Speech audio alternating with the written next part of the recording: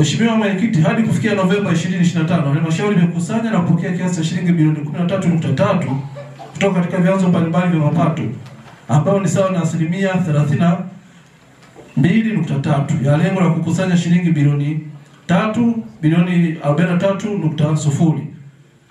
Hadi kufikia tarehe 25 mwezi wa 11 2025, makusanyo ya mapato halisi ya ndani yamefikia jumla ya shilingi bilioni 2.7 sawa na asilimia 80 ya lengo la kukusanya bilioni 3.4 kwa mwaka wa fedha 25/26.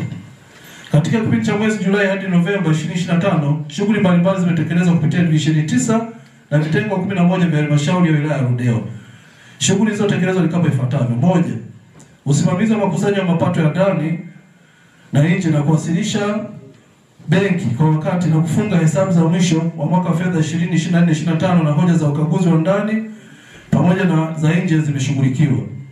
Namba 2, imetekeleza ikama kwa kuajiri watumishi wapya 80 kati ya watumishi 200 ambapo zilitengwa kwenye ikama na bajeti ya mwaka wa fedha 25/26. 3, imetekeleza vikao vitano vya kisheria kuanzia Julai hadi Novemba 2025.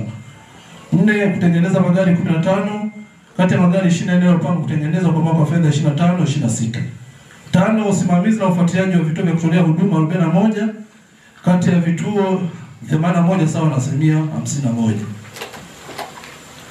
Lakini pia tumepokea fedha za ruzuku ambapo walengwa 2637 kati ya walengwa 2637 waliotakiwa kupokea fedha wamepokea jumla ya kiasi cha shilingi milioni 221,867,500 kiweza kulipa kwa walengwa mpango.